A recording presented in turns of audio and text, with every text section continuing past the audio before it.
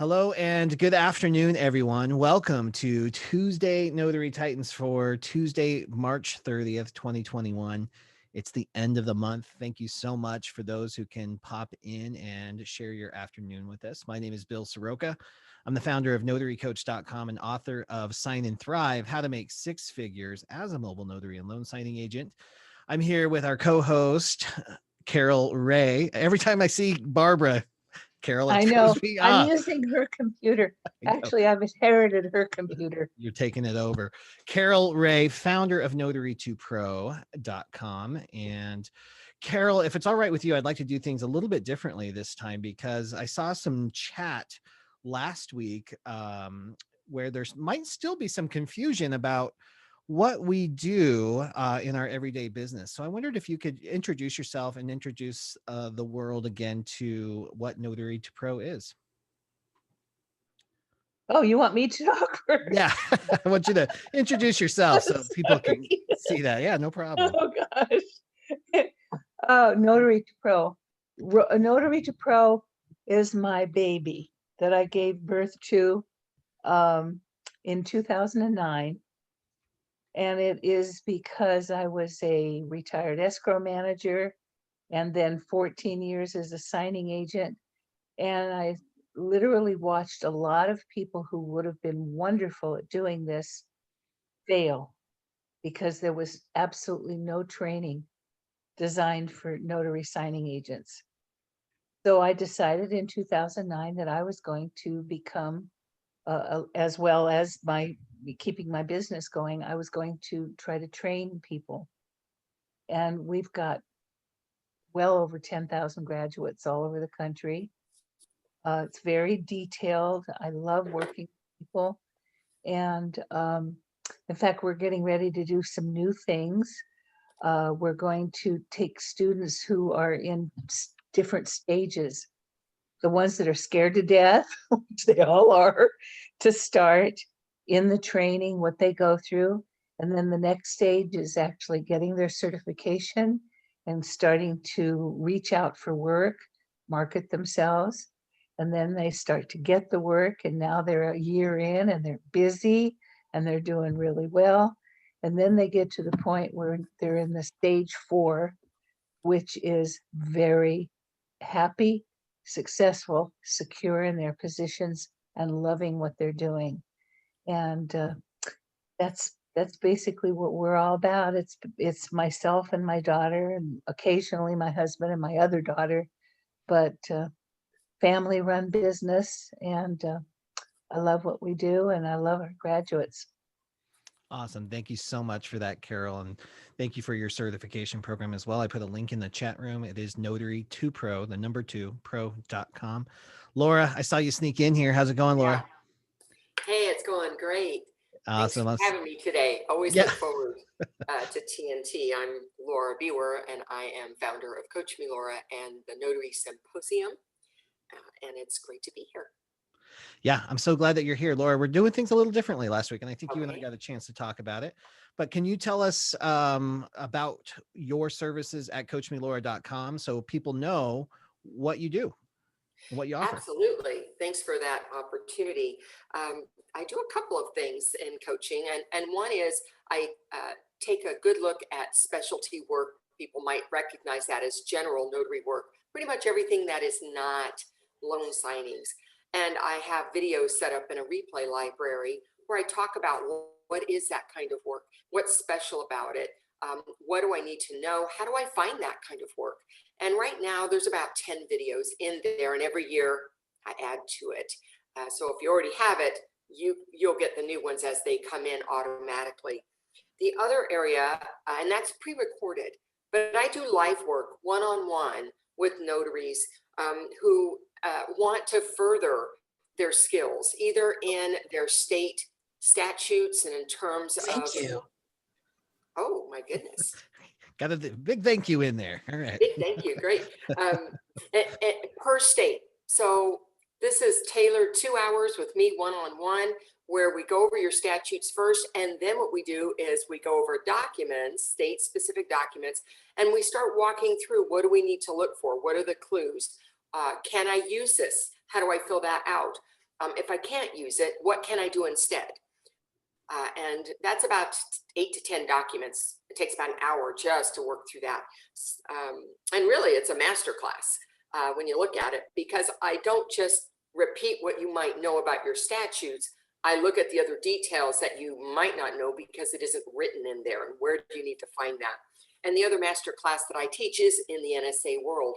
And that's for people who are just getting started or they're already done it. But the key is they're certified. They've already got their certification with you, with Carol, with the NNA, with Mark, with somebody else. And I'm going to take them to that next level using a 2-package system, introducing safety precautions, and helping them be more efficient and work in a different time frame than their signer works, so that you're working at 2 different levels at the same time and your signer doesn't feel rushed. So if that's something you're looking for, that is also a one-on-one class with me live. And I use some sample loan documents to demonstrate how I do that. Love it. Thank you so much, Laura. And if any of you are doing general notary work or specialty notary work, I think it should be mandatory that a one-on-one training with a legal notary expert should be included in that. And Laura does offer that. And then guys, I am founder of Notary Coach. I have the Sign and Thrive notary training course and community. It is also very detailed, super comprehensive course, over 300 training modules. Where we get into the nitty gritty of really learning how to do this business, and then also really get into the hustle, how to go to the next level and building relationships. It's very heavily focused on relationship building and the steps that I took to really build a multiple 6-figure business. And part of that is automatically included the Morning Mastery program and all that good stuff. Everything is on my website as well. You can check that out. Thank you so much for listening and supporting us through all of the years. Helps us pay the Zoom bill. All right, let's jump in and answer some questions. So the way this works, guys, TNT is like an old-fashioned radio show. You get to raise your hand. Use the raise hand feature in Zoom. Where that's located is going to depend on the version of Zoom you have and the device that you have. So I'm going to leave it to our friends in the chat window to help out with that. So if you don't know where to find that, just ask somebody in chat. And then what we'll do is we're going to go down the list. When we call on you, please be ready for us. You're going to unmute. You're going to tell us what your state you're in and ask your question. And please ask your question as directly as possible. And if we need some more backup information, we'll dig in with some more questions on that. All right, Kristen Benbow, I see your name at the top of the list today. How's it going in California? I already know where you are. Doing well. How are you guys doing? Good. How can we help today? I have been thinking about how the conversation goes when someone calls and asks to get something signed, right? I have this paper or a will or a stack of papers that needs notarization.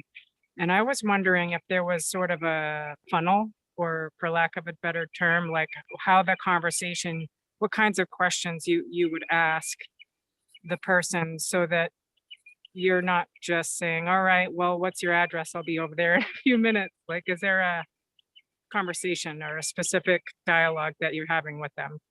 Yeah, what a great question. And I'm going to turn this over to Laura because this is right up her alley, of course, in her specialty. But I'm just also going to add that the initial phone call that you get is an awesome opportunity to build a relationship and establish your expertise. So that's why, like in all of my old marketing, I always drove people. I wanted to get them to text me or call me so I could have this conversation. Laura, what do you have to say for Kristen on that? Well, actually, I did a YouTube video just on that. So if you go to my YouTube channel, there is a YouTube video just on what you should know before you leave for that assignment. Some of the things that I cover in that YouTube video would be coming from a place that Bill just mentioned, which is to demonstrate your expertise as a notary. So I'm going to be asking questions and asking for them to share more with me, such as, what kind of document is it that you need me to notarize? If I am familiar with documents, as I would be, then I would know questions to ask, such as, are you going to have witnesses there? Because some documents will require document witnesses. I'm going to be asking about, are you the signer or is it somebody else? Do you have the ID that's appropriate for me? And I'm going to give some examples of what I can take. I'm going to talk about if the signer is it's a parent, they're in a hospital, they're in assisted living, they might need to be screened. I might need to know, do they need assistance signing their document? Can they sign unassisted? Because there are procedures, either signature by mark or proxy, depending on your state, that also require, witnesses, and certain things need to be done in a certain way to accommodate that. So there are a lot of things that you could get out of the way in the call before you ever get to what does that cost? Because that's the last thing that I would talk about.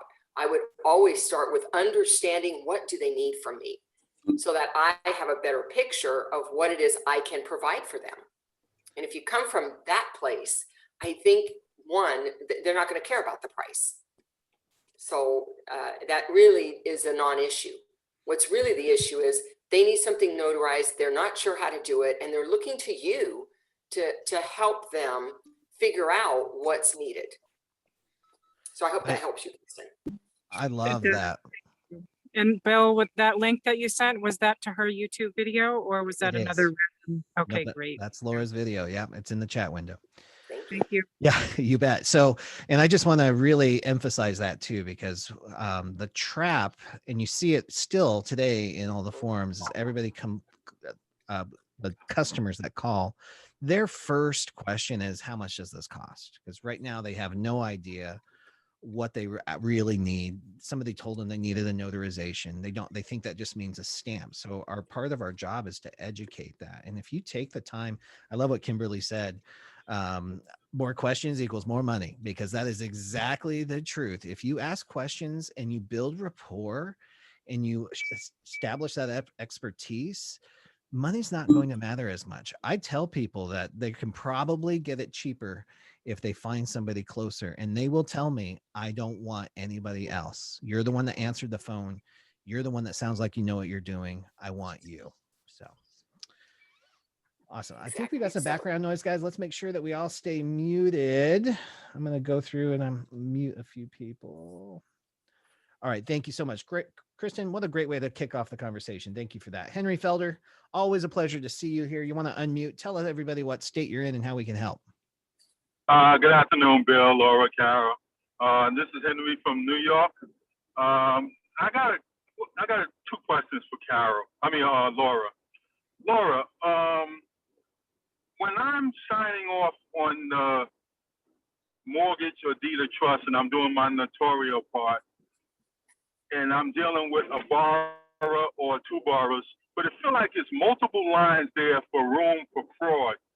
Are we allowed to put a line before the name and a line after the name, or do we have to leave that alone? And then the second part is affidavits that the venue is at the very top and at the bottom is just an oath with just your signature and your stamp.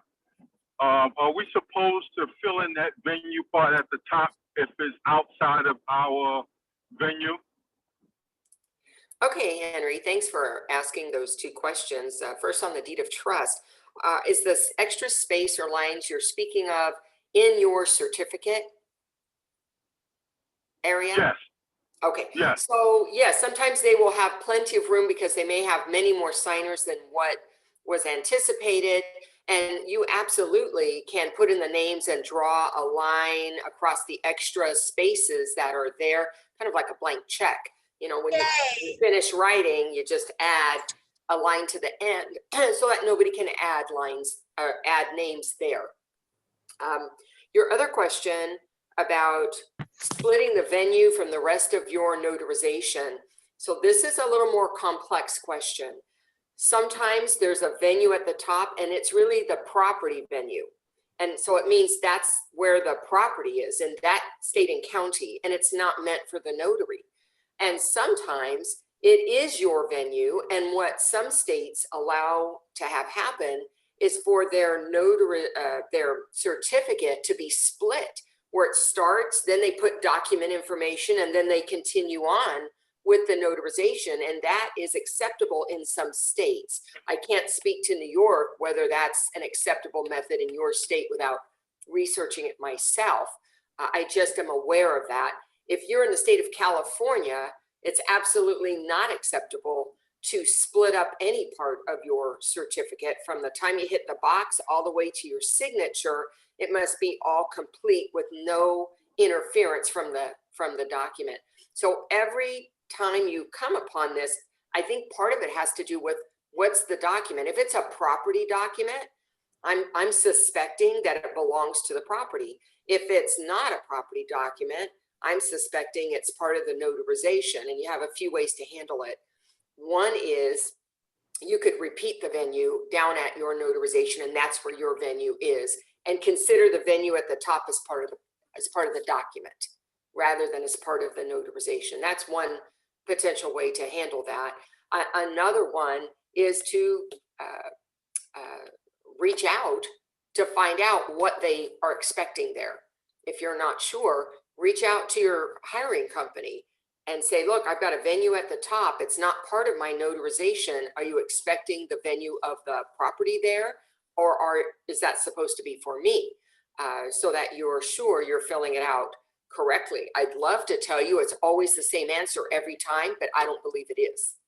I believe you have to look at, is this part of a loan signing? If this is where it's happening and it's property related, it may more likely be that. So I hope that was a little helpful. And Bill and Carol do more real estate than I do. They may have a different opinion about that. All right, thank you. You were right on. Yeah. Nailed it. Yeah, because I was more concerned about the notarial part of fraud with the adding the borrowers on the mortgage or the deed, and it seemed like it's just so much room there, Mm-hmm. Thanks a lot. All right, thanks, Henry. Appreciate it. All right, Randy Venters, thank you for being here. You want to unmute? Tell everybody. Henry, Bill? Yeah, sure can. All right. I got a quick question for Laura and then a little bit more detailed. Laura, State, you said Randy? Yes. Your state? Oh, I'm sorry. I'm in Washington. Thank you. You said you changed your presentation to where you give the signers one stack of papers and you flip through their copy. Yeah. At what point are you doing your notarial blocks, signature and stamp? So the answer to that, part of it depends on the flow of the speed of the signer. So I have two ways of handling that. When the notarial act is below their signature on the same page, I take care of that during my QA process at the end, and I focus on my journal and get that done first, because that takes more time than filling out a certificate. If the certificate is on the next page, not on the same page as the signature, then while they're doing the signing, I will fill it out and I will pass it over to them and say, please add that to your pile. And I got that one done. So when that would be the only time I would do it as I went. Otherwise, I would tell you that 80% of the certificates I fill out in a loan signing, I fill out at the end where I'm doing all of my pieces at the same time. I'm filling out a venue, I'm filling out a name, I'm filling out a date, I'm stamping, I'm signing. I get all of that. So that's its own process for me. And what I found, not only am I faster by moving it at the end, because now I'm batching, part of my work, my journal is already done. And the signer isn't waiting on me constantly to complete something. Okay, thank you. Okay. All right, and then my second one is on Friday, I got an appointment for Monday. And I tried to call the signer on Friday and they didn't answer the phone. I tried to call them on Saturday, they didn't answer the phone. And then I didn't do anything on Sunday. Monday morning, I called them, they didn't answer the phone. And then I texted and they immediately replied via text. And I told them, hey, my name's Randy. I'm a loan signing agent. I've been assigned to meet with you today to sign your loan paperwork for your refinance. I just need to see what your availability looked like this afternoon. I'm available between 12 and 4 and between 7 and 9. Let me know what it looks like. And the first response was, are you do you work for the mortgage company? So I replied, no, I don't work for the mortgage company. I'm an independent notary. I was hired by the title company. I specialize in loan signings. And please let me know when you can meet. And he immediately came back with, does this have to be done in person? Do you have to do these documents need to be stamped? I said, yes, some of the documents need to be stamped. The signing needs to be done in person. And then he came back with, does my wife need to be available?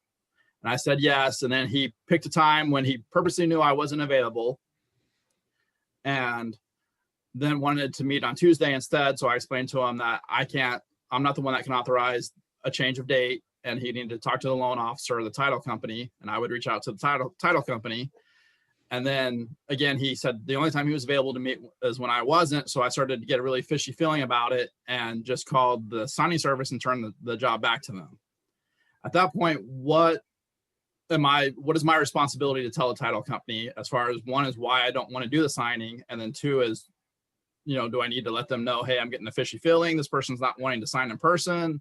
They're not wanting to know, they don't want their wife to be there at the same time. They don't, what do I need to tell them? Bill, you want to talk about that? Yeah. Well, first of all, I would say that tone over text message is really difficult to ascertain. So I don't know.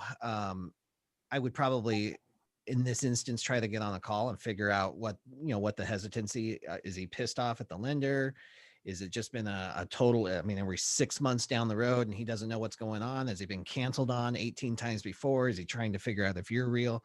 I would just get on the phone and see if we can figure something out. My take on this business is my job really is to be a problem solver, not a problem creator. So I want to do everything I can to see if I can get this job done. I've already been hired. They're expecting it to move forward and close. Somebody wants it to close. The expectation is that the lender and the signer are going to want it to close. If after that phone call, I get just kind of a weird thing, I might reach out to the closing agent or the hiring company and just get a feel. Is this what in my business, we call it the red files? Is this somebody who's just a real pain in the rear end to work with? Like, do they need not rubber gloves, but gloves? Do we need to take care of them in a different way? Do I just need, what's the situation? So I would probably dig a little deeper. I try, for my personal business, I try not to cancel ever, if at all avoidable. And then also if you get that instinct, one thing that Carol, Laura, and I say, if you've got a gut feeling about something, you've got to trust that too. But here's what you've also got to do. You got to own your decisions. If you're going to go with it, make the decision, let them know as professional as possible, and then move on. Don't let it take up any more mind energy in your mind. And definitely don't go on a forum and ask for other people's opinion, except for here, right? But don't go into Facebook and starting a conversation about it, because that's just going to tear you apart too. So that's my thoughts on it. Carol, you have any suggestions on it? Well, I personally am a gut girl. Mm-hmm. And I tell my students all the time, they have a bad feeling about something, they can dive into it a little bit, but if it stays there and they just aren't feeling it, then they need to get out of it. And I understand where you do as much as you can to keep it together and don't bail just on, some, fleeting moment. But if you really have that strong feeling that something's wrong, stay away from it. Give it up. Let somebody else try to handle it. Awesome. Laura, anything Hey, else Bill, to this add? Griff. Hey, This is Griff. Griff. Can you hear me? Yeah, Hey, sure what's can. going on? Yeah, I would say, yeah. I've been hearing a lot of notaries, I would say this, just because the signer is a little eccentric or quirky, it doesn't mean that they're trying to do something wrong. And I hear a lot of the notaries saying, well, because things didn't flow exactly like they wanted to, I called them, they answered, they confirmed, and boom, boom, boom. And it's like, well, they must be up to something. And I'm like you. I try not to jump to assume that somebody is up to something because they're being a little extra cautious. Now in this situation, I would have, which I've done, and I've been in that situation, I would have asked them, are there any concerns that I need to be aware of? Because it seems like there's something going on that I'm not aware of. So is there something that I need to be aware of, or some type of accommodation that you need, and all of that, and everything? I would have tried to approach it from that perspective to get them to talk to me. But I will say that I've been hearing a lot of notaries are canceling orders very, very quick. It's like they get the paperwork, they get everything, and as soon as there's the slightest, not saying that that's what this gentleman is doing, but other notaries are just canceling it as soon as things aren't quote unquote perfect. Mhm. There's a little more back and forth. I got to text them a little bit more. I got to sort of run down them a little bit. Well, I'm just going to cancel. I'm just going about something else. And it may not be as bad as you formulated in your mind that the situation is. It's just that person might be working a night shift and the title company didn't tell you they work a night shift, or that person might be out of town. I've been trying to contact people and they're out of the country and nobody told me they was out of the country. So if I, you know, canceled every time, I wouldn't have any signage hardly, because you run it across those situations. So all I'm saying is just don't be so quick to jump to there's something fishy, there's something wrong. I know we're the last line of defense, but not everybody is trying to get over or do mortgage fraud and all of that. And I would not, unless I have hard evidence. I think I've learned that from you, Bill, that if I don't have hard evidence, I'm not going to sit up here and accuse this guy of doing something and I don't have any kind of proof. And like you said, it's hard to ascertain tone over text and everything. Awesome perspective. I don't Seven, think thank that you. either. Oh, I'm sorry, Bill. No, go for it. I was going to say, I don't think that any one of us would say that you're just going to bail at the slightest little, nuance that happens. And that's not what I'm saying, but there are times when you just get a really, really bad feeling about something. And that's the time when it really hits you that you need to find another way to do something or a way out. Yeah. And I've had students that have told me they've followed that advice, and there have been some situations that were really bad that they avoided just by going with that really strong gut feeling. Yeah. And I Awesome. agree. I'm not saying, no, all I was saying is that there are notaries now. There are some notaries that are actually, if they call the person 2 times and they don't answer, then I'm canceling. If they, that's what I'm saying. It's like, and they're thinking that there's something wrong. They're formulating a bad scenario within their own mind unjustifiably and making it a bad situation, like what Carol is saying, when it really isn't. And then it's like, well, I'm just going to bill. I'm not going to do the signing. And then that puts the title company in a precarious situation in the signing company, because you just bailed on them and you really don't have no reason. You're just like, I just don't feel comfortable. I think something's wrong. And then you run it off. And I agree with what Carol is saying. And I've been in those situations myself when it was really, really bad and it was apparent. But I'm just talking about when it's not apparent and it's just the slightest little thing. There's people Yeah. just canceling if things just aren't 100% perfect in their mind. Well, Seven, Make yeah, your and what you're talking conclusions. about here too is there's a certain mentality. If you're relatively new to this business, and like in 2020, you first came in, and there's been so much business that you haven't really had to work for business. You answer the phone and you get business. So it's real easy to say, oh, well, this one's not going smooth. It's going to jam me up an extra 45 minutes because they're non-communicative, or it's going to take longer, whatever it is. And you start bailing on appointments.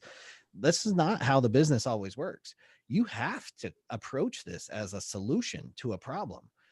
Your clients, the ones that are going to be with you for the long haul, they want somebody who is going to be a hero to a transaction, somebody that they can count on to get stuff done. These are not always going to be cookie cutter loan signing appointments where everything goes super smooth. You've got to be adaptable, and you've got to be resourceful, and you've got to be willing to go the extra mile. Great question. Thank you for bringing that up, Randy. That sparked a great conversation. Kimberly from Atlanta, always a pleasure to see you here. What's going on? How can we help? Hey, Bill. Hi, everybody. I just wanted to say, Bill, thank you. Because of you, I have been doing better with my pricing, and more Awesome. questions does equal more money. And then with Laura, I've been doing better with my nursing home signings. So I'm becoming more comfortable with that. And my question today, though, is for Carol. I know she worked in the past with her husband, and my husband also works with me in the business. When you took your husband as a witness, did you always require a witness fee, or what was your method to that? Because sometimes I don't ask just to get the business, and other times I do ask. So what's your thoughts on that? Well, if my husband ever acted as a witness, or he was conducting the signing and they used me as a witness, we didn't charge them for it. We were a couple, we came together, we had so many repeat people too. And when we were in Arizona, there was a lot of refinancing going on. They'd do one loan 1 year, and 9 months later they were refinancing for lower rates. But that's what we did. But I will add that what I advise my students to do is that if the signers cannot come up with witnesses, if they require 1 or 2 witnesses, I suggest that they charge, usually some people charge 50, but I suggest $25. Pay your sister, pay your daughter, pay your neighbor if they want to come with you. But you do get reimbursed that money. Whatever you charge for that witness, you do get reimbursed by the title company or the signing service. So, and you can bring, you bring anybody, just make sure that they're somebody that you trust. Does that So help? when you use your, and yes, ma'am. So when you use your husband, though, you didn't necessarily ask the signing company for a fee. Because I had an attorney that I worked with, I'm in an attorney state, and he was so nice. And he was like, no, Kimberly, you need to ask for a witness fee for your husband. I don't care who you taking. So that's why the question came up. Well, we didn't. I mean, we got to know people pretty well out there. We had a lot of repeat business, and it wasn't our thing. We weren't concerned about it. I think Very there's a really good point to bring up here too, right? Number one, it might have been different for Carol in a non-witness state. So, and her husband traveled with her, that they were a package deal, right? If you don't operate your business that way, and you're in a state where a witness has to be there all the time, like you cannot make the appointment happen without it, you might approach it a little bit differently. And I see Carrie in there saying, get your money, charge a witness fee. And if your client is willing to pay you a fee, there's nothing wrong with saying, absolutely, we'll take the witness fee, right? So you can kind of figure that out too, because there's other people in other states too that might be running into this. For general notary work, I always charged a witness fee, and I always made it $50 because frankly, I didn't want to deal with it. I didn't want to have to track down a friend and pick up my friend and take him or have him meet me there, but I would if they were willing to pay for it. But they hear $50 and they suddenly they start knowing their neighbors a little bit more, and they call them over. So it kind of prompted them to take control of their own witness. And we rarely did it. We rarely did it in Arizona. All right. Great question, Kimberly. Thank you. Thank you. Celicia, great to see you on here. Hey, everybody. Happy Tuesday. Bill and I were chatting a little bit last night about a company. Can I tell him, Bill? Hey, yeah. If you want to share that resource. Yes, I do. And so I wanted to know, does anybody know about something called EC purchasing? Yes. Yes. There's a yes. I haven't used it for a long time, but saved a lot of money over the years. Okay. I just put it in there. I talked to a guy that's down in Mexico, and he turned me onto it. You use it for your FedEx business account, not a personal account to go in. It has to be set up as a business account, but you can get your shipping about a 45% discount on FedEx rates. So if you're shipping stuff apostille or shipping documents, not just your regular loan signing documents, of course, that's always paid for. But if you're shipping stuff to people of notary, general notary work, I'm doing some, Ron apostille stuff. Also, you can get, once you're approved, on there, You can also get printing from Staples for like 2.5 cents a copy, which is very cheap. So it's basically like a group purchasing website or something like that, Yeah, right? and it actually is FIS. It's Fidelity. That's who it is. It's Fidelity. Yeah, that's who EC Purchasing is. Interesting. Here in Jacksonville. All right. And like I said, I just found out about this. If you just go to the website and you have to have a referral email. So I put my referral email in there, and a phone number. And you know, like I said, you get discounts for shipping, you get discounts for cell phones, you get discounts for copies. But I think All it's a kinds of thing. stuff. All kinds of stuff. Yeah. So Alicia, thank you so much for sharing that with us. You're and welcome. we'll spread the word too in Sign and Thrive, and I'll include this in the email as well so we can get that. Thank you so much for that. All right, Melissa, thank you for being here. You want to unmute, tell us what state you're in and how we can help. Hi, I'm in California, and I have a question today. I have a general notary appointment later today, and after speaking with the gentleman, kind of doing the whole quizzing thing to find out what exactly he needed done, I was a little confused. Are there different different wills and ways that need to be done with those for different states? He said he's wanting to do this for Washington. His father lives here in California. And he was mentioning that 2 witnesses needed to be notarized on top of his father's signature. So I don't know if you have any information on that. Yeah, absolutely.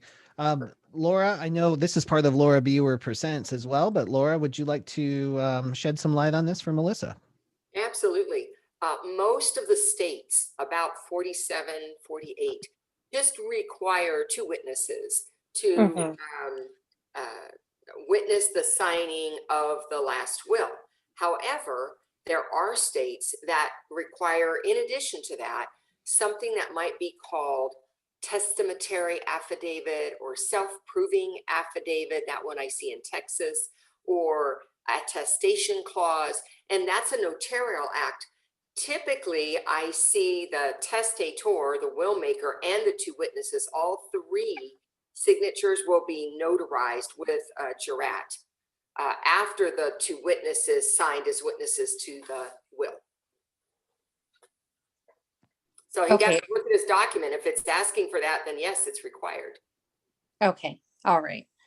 And so basically, anytime something like that is presented, just need to go off of, obviously, we're not going to know every state and the requirements, except for just going off of the document, what it's requesting on there.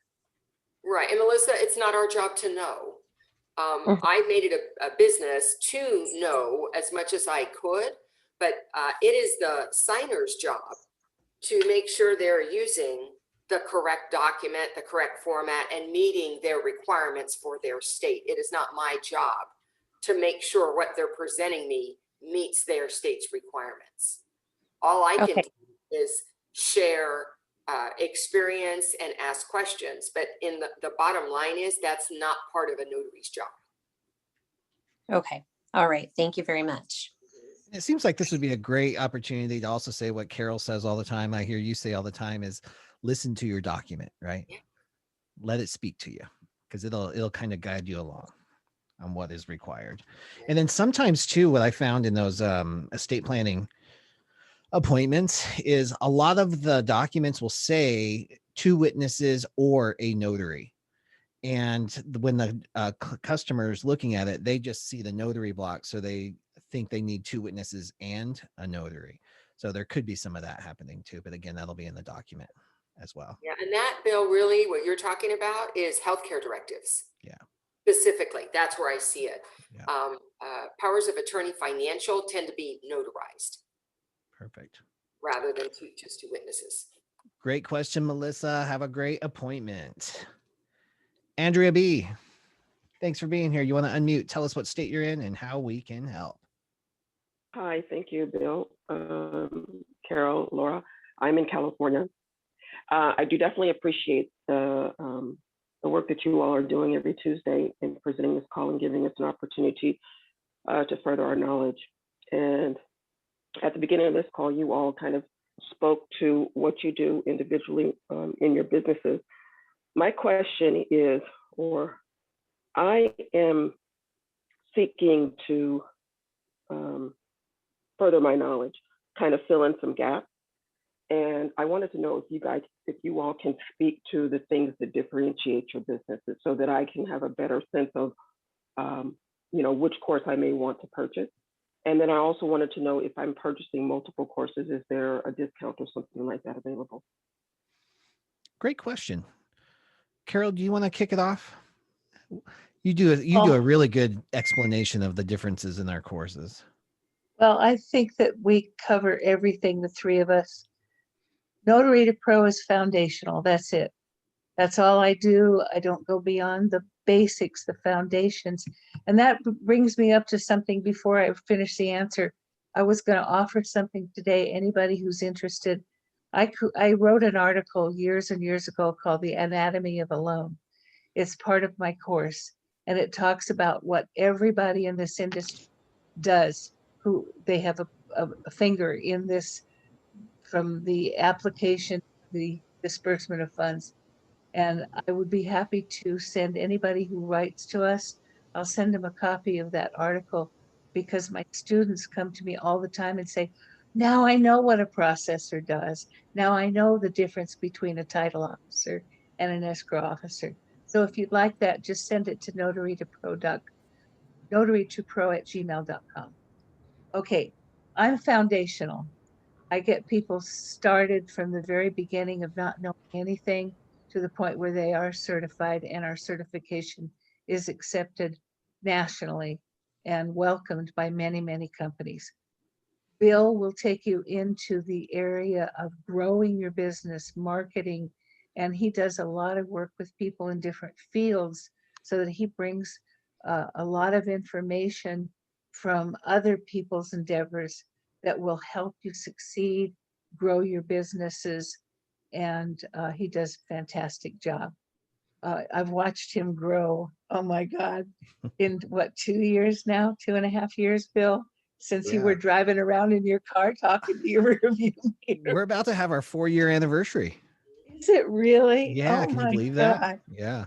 And Laura, oh my God, I send people to her all the time to go to that library, because if you're interested in working with attorneys, general notary work, state-specific stuff, she's doing a lot of research statewide, and so that's a great resource.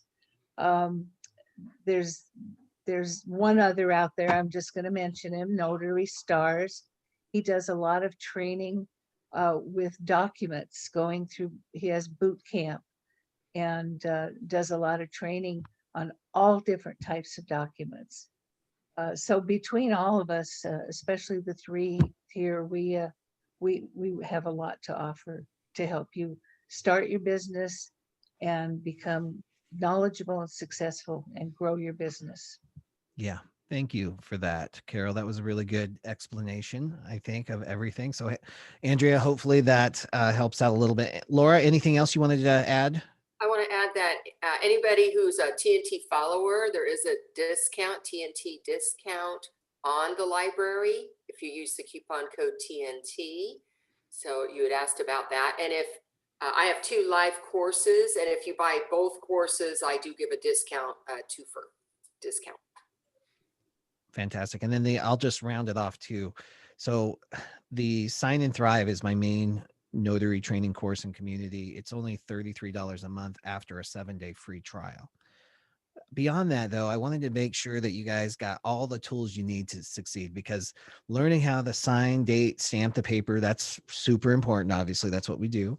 But also there's marketing, there's relationship building. So I have a search engine optimization course that will teach you how to build the search engine optimization for notaries, built by notaries for notaries. We have the reverse mortgage, certified reverse mortgage signing professional program. We have the Get Known strategy for social media and email content marketing.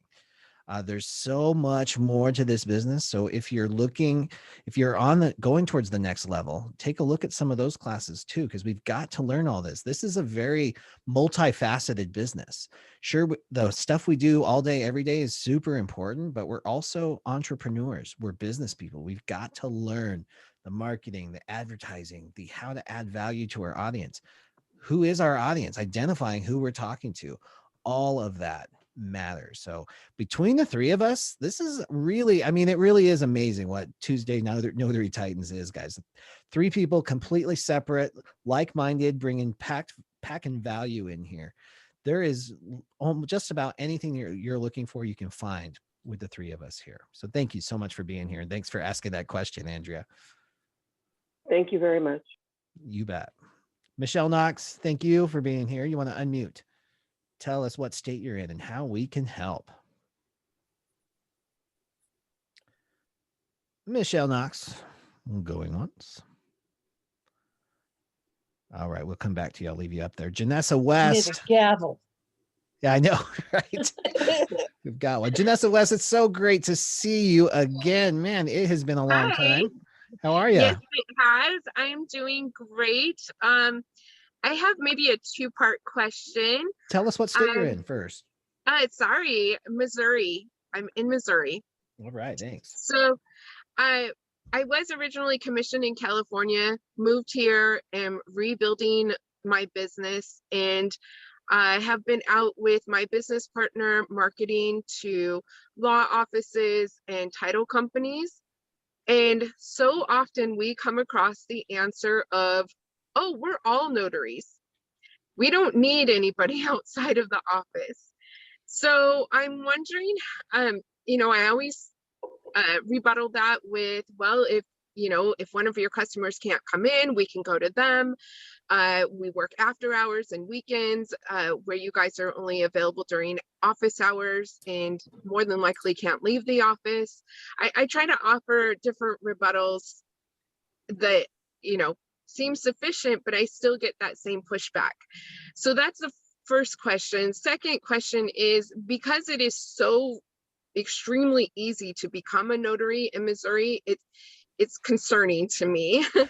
How do we go about getting that changed where there's more education required in order to become a notary? Excellent questions. Okay, so, and I'll probably forget the second one. So let's go back to the first one first. When you're going escrow director, attorney director, whatever it is, and you get the objection, and I'd love to hear Carol and Laura on this one. When you get the objection of, we're all notaries, we don't really need mobile notaries, where would you go with that? Based on what Janessa already shared, she's already got a great rebuttal for that, but how else could she take this on? Any ideas? You want me to answer first? Sure. Because, well, one of the things I found was very valuable that certain times of the month, they get really inundated with business. And one of the things that I do and a lot of my students do, once you get connected with a couple of title companies, you can tell them, hey, I'll come into your office. I'll spend the day. I'll take as much time or as little time as you need me. And just call me when you know you're going to get really inundated with business that day. You print the documents out for me and set up the appointments, and I'll just sit there. And I used to do that, and I do it a couple times a month with a couple of different companies. And back then I got paid $60, I think it was. That was years and years ago. But I would spend a whole day and I would do as many as 9 or 10. That was good money. That was a lot of money for me back then. And I enjoyed it. I didn't have to drive around and I didn't have to print documents. So it was a fun, easy thing to do. And then of course, the ability to, if you ever need someone who's needed in the office and you need someone to go to someone's home because they can't leave their home for whatever their reason is, then here I am. I'd be happy to come and do as much or as little as you need. Love it. Great suggestion, Carol. Laura, what do you have to say? Yeah, I think that I would, rather than offering a rebuttal of, yes, but we could do this for you, I would ask more questions. I think I would acknowledge, that sounds great. Sounds like you're pretty prepared. If you wouldn't mind sharing, what do you do when there's a gap in commissions? Or what do you do when the client can't come into the office? Or what do you do with after hours, after your person's worked all day? Or what do you do when there's maternity leave or illness? And of course, this last year, we've had a lot of both. So I think just phrasing it and I'd like to know more about how you handle that, because that sounds like, you know, you've got a good handle on it. I personally have been called in to a law office where there were 4 notaries, 4 of them, and they needed something done. And one was on maternity leave, one was out sick, one was out of the office for some other reason. There was no notary to be found, and they had to call me in to take care of it. So even though they had multiple notaries, things do come up that are unexpected. And so I think your rebuttal is good. I might just phrase it a little differently to let them tell you, how are they doing that? Yeah. Love that. So, and I'll add this to that too, because that is key component. And when I hear that, I stay in touch. I'll send them a thank you card. Thank you for your time. And then I'll just stay in touch. I'll find an excuse. And if that's the office that doesn't use mobile notaries, in some little communities, that's just the way it is. You know, they're very old fashioned. They want the customer to come to them, and that's understandable. But there is always going to be a need for a mobile notary, because there is always somebody who can't come to the office on their schedule. So there might be a volume issue. And so here's the other side of that. When I picture my ideal customer, it's not an office that closes 3 deals a month. That's not going to sustain me. The office, my ideal customer, is they're top performers. They're closing at 100 to 500 deals a month. They've got volume. They're so busy that they can't take their own signings. They prioritize their customers' time so much that they include, or they want to include, a mobile notary fee in the cost of their appointments. That's my ideal customer. So that's who I'm going after. And then I stay in touch with everybody, you know, because you never know when the door is going to open. You never know when a VP is going to say, you know what, I heard they were doing this in Arizona. We're going to start doing mobile notaries here in Missouri, because apparently that's what customers want. Apparently customers in the convenience economy don't want to take 3 hours or 4 hours off of work on their closing day to come to our office. There's just some people they're just in a different place in their business, so they don't realize the value that we bring yet. So stay in touch. Great. Thank Helpful? you. All 3 of you had great info. Okay. Second part of your question. Yeah, the second part was, because it's so easy to become a notary here in Missouri, I was wondering what process would one go through to try to get the state to change that, to require more education? Bill, why don't we ask Matt? I know, I was just going to say, we have Matt Miller here, and we have the power to do this, and I love this. And Matt is a great symbol of doing that in California. So Matt, do you have a minute to unmute? Sure. Thanks, guys. And great question. I forget who the question was asked by. Janessa.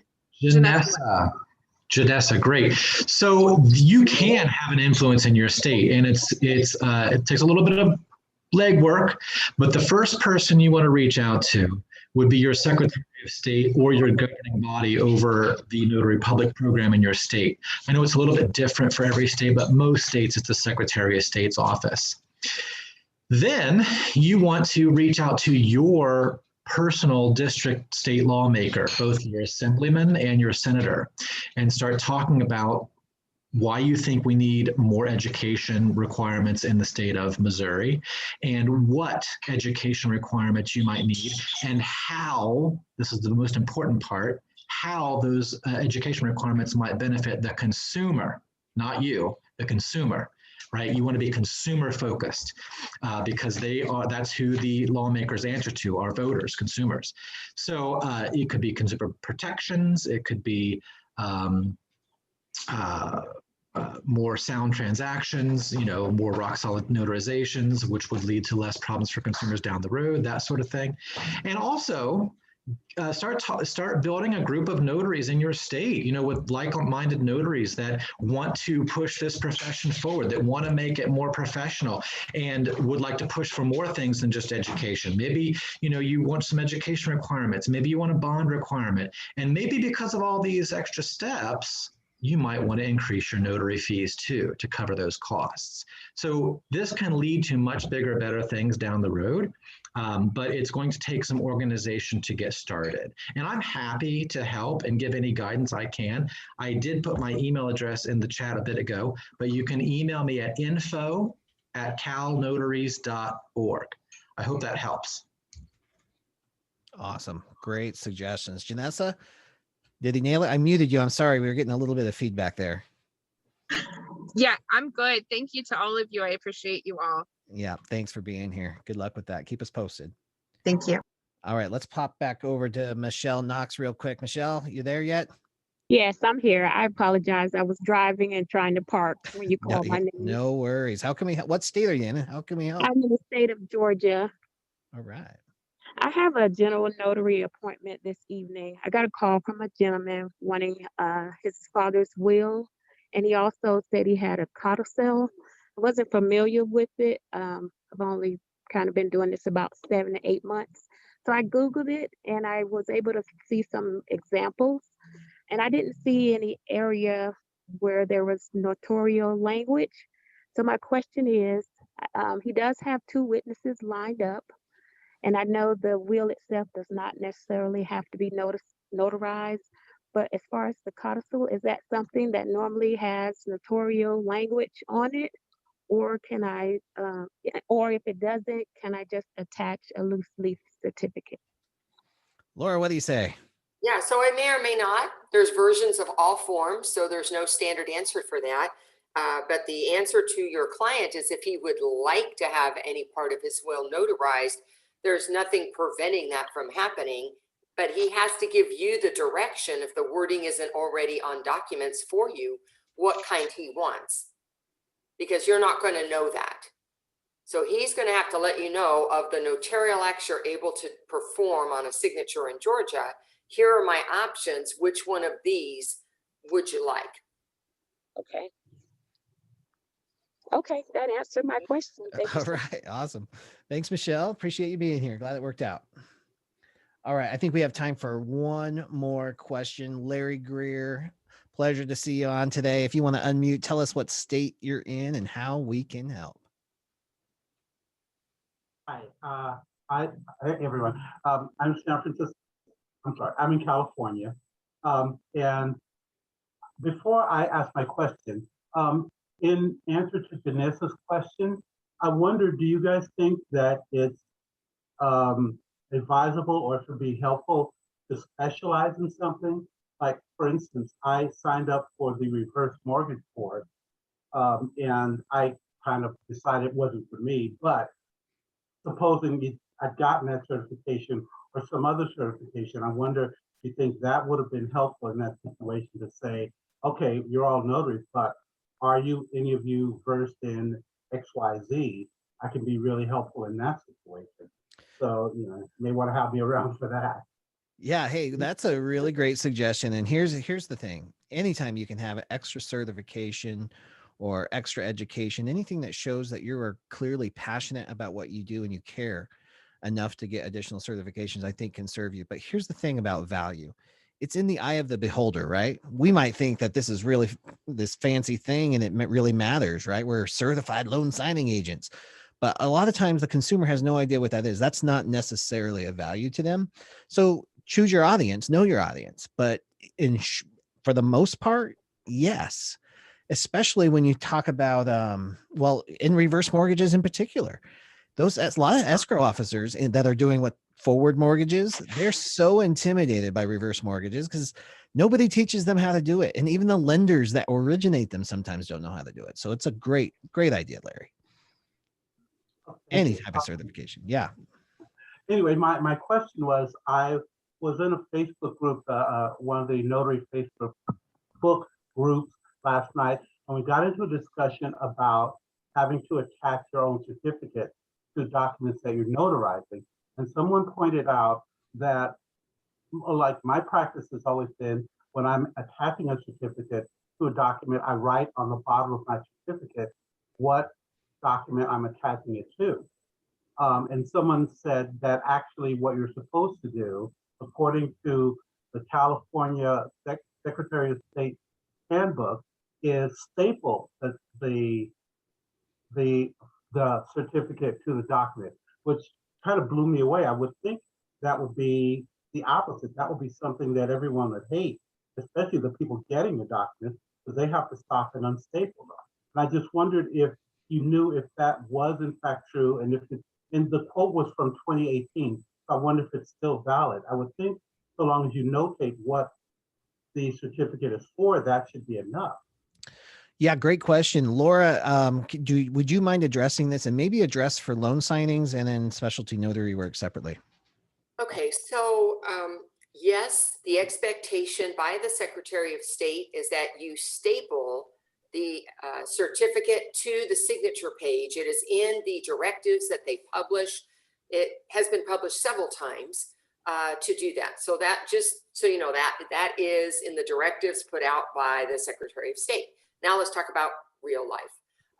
Loan signings tends to be the exception to the rule. Really, when the Secretary of State wrote that directive, you know, they're not thinking about us and what we're doing with, you know, 50, 60 different documents going on in a package at the same time that has to then be taken apart by who's going to get it and how much time it's going to take. They don't really care. They're not in the business to care about that inconvenience. So just so you know, when you think about, you know, the laws, they weren't written for our convenience. So it's two different things going on there. So in loan signings, we typically do not staple them. We write what it's attached to. So that's typically how we do that. I do it too in loan signings. Everything that's not a loan signing, I staple that certificate to the signature page of the document. Not the whole document, but to the signature page. Well, thank you. That's pretty much loan signing, pretty much all I do. So yeah, I'm doing all right, I guess. All right. Awesome. What a great question to end on. All right, Carol, Laura, Matt, thank you so much for being here and sharing so much of yourselves. And for all of you who are here listening, participating, helping each other in the chat, thank you for growing yourself and your business on the Tuesday. We're going to be at the same time, same place next week. We'll see you then. Bye, everybody.